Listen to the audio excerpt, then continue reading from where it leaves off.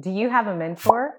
Mentors can help shape your vision of yourself in the world and offer valuable guidance for understanding how to navigate your work, studies, or life in general. We interviewed several University of St. Thomas in Houston students and asked them about their mentors. We'll also hear from Counselor Larry Freeney as he describes the value of a mentor relationship. Before you get started, make sure to subscribe to Max Studios, give us a like, and hit the bell icon so you can be the first to see all of our new episodes. And check us out on Instagram at Max Studios UST to stay in the loop and get behind the scenes sneak previews of all the shows we're working on. All right, now to Agape and Eros.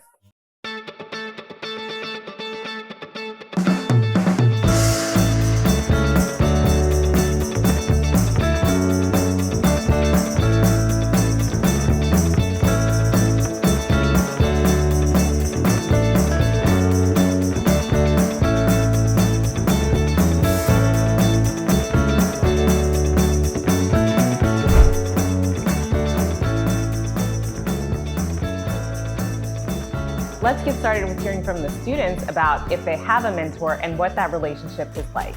I've had a mentor. I had a mentor at Memorial Hermann, the Southeast branch, and I got to learn a lot about how a day-to-day job of an internist is, and I worked with his patients. I went on rounds with him, and it was a really, really great experience. I actually went to Cristo Rey Jesuit. They gave us a corporate work study program, and I've been blessed to have the same work. I actually worked at Kinder Morgan.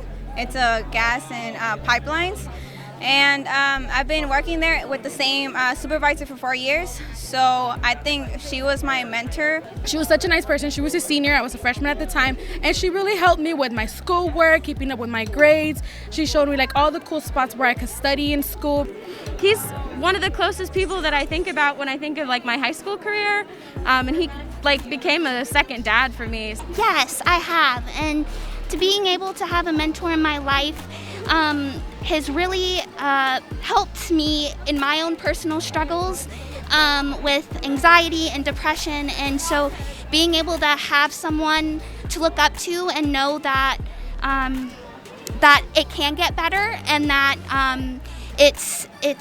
there's always a light at the end of the tunnel. So, and being able to have that support and guidance especially is super healing, and I think helped me gain confidence in myself. Mentor, usually I'm more of a lone wolf, as the kids would call it. I like to do things on my own.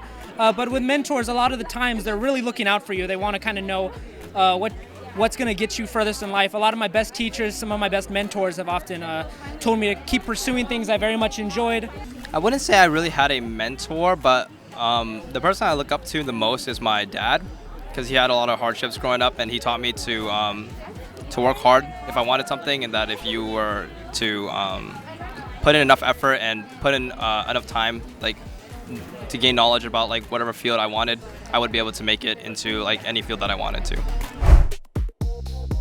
If someone mentors you, you form habits and characteristics that they will use they can use in their professional life, but in life in general, relationships, in the relationship with God, with whatever it is. And so I think it's a lot more than just simply, being someone's I'm going to tutor you in this subject or tutor you as your professor, but guiding someone. It's kind of given me some perspective on how to hold yourself and how to talk to others, and just not to be cliche and to tell you that it made me more mature, but I think getting that second opinion on things and getting that, that perspective really helps you, because you're one person and you'll never be more than one person until you talk to somebody else. Then you can draw on their experiences and you can draw on their takes and everything. And I think that's very valuable. What do you think, Larry? I have a mentor. Actually, I have multiple mentors because I have a concept, what I like to call the Council of Excellence. It's basically areas in your life that you want to get better, you want to excel, you don't want to just settle, you want to leave a name or really dig deep, not just breadth, but depth into whatever topic it is. And I say you need a mentor. So whether that's for work, for a personal trainer, for a nutritionist, for a counselor, for, especially when it comes to marriage. There's a psychological concept called scaffolding.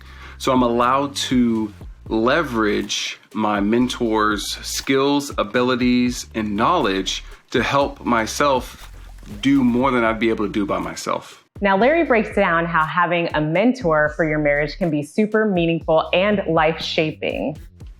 And so what's cool about this aspect is I see the counsel of excellence in what areas do I want to be greater? What areas do I want to grow? Do I want to learn? So marriage is definitely an area for that. And one thing I think about it is there's 3 parts to it. So there's Paul, the Timothy, and the Barnabas. So you want to make sure that you have someone who's better than you in the skill or the area that you want to excel in. So you have someone, a Paul, who is teaching you. At the same time, you want someone who is not quite as advanced as you are, not as far along.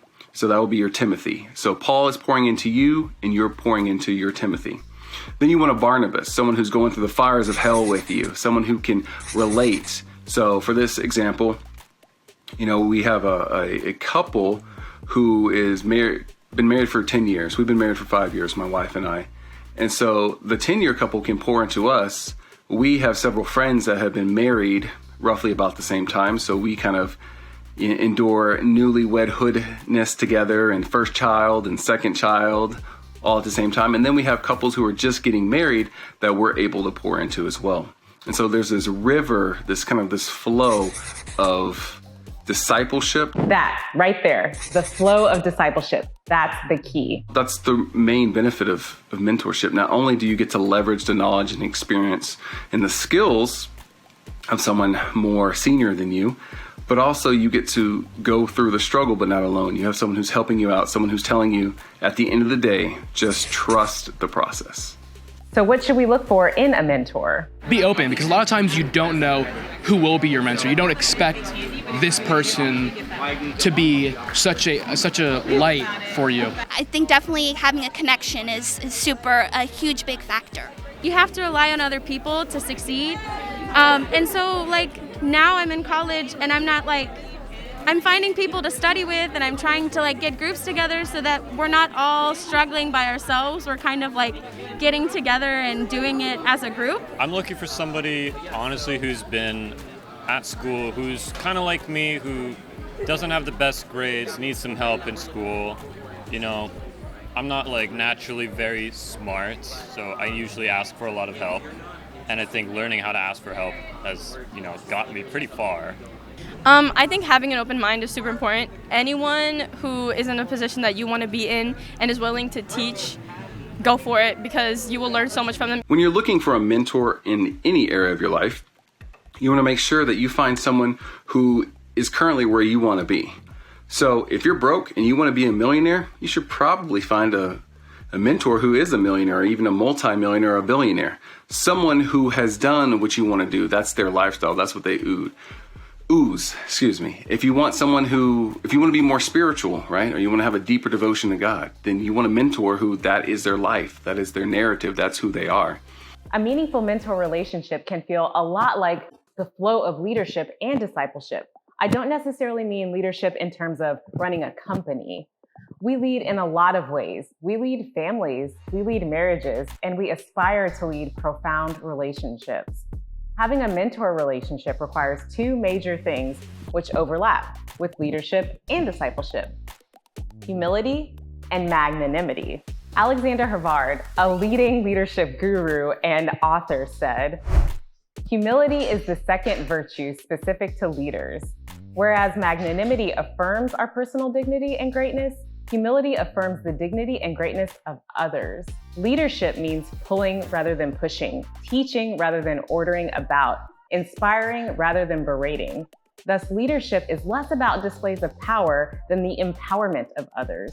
To practice humility is to bring out the greatness in others, to give them the capacity to realize their human potential. In this sense, leaders are always teachers and fathers, mothers. Humility is the habit of serving others. So I ask this, do you have a mentor? If you don't, find one, someone who is where you hope to be in life, and then figure out a way to have that counsel, your Paul, Timothy, and Barnabas. That's it for now, digital disciples. And just remember, keep loving, be joyful, and stay hopeful. Agape and Eros is a podcast produced by Mac Studios at the University of St. Thomas in Houston. Check us out on Facebook, Instagram, and TikTok at Mac Studios UST.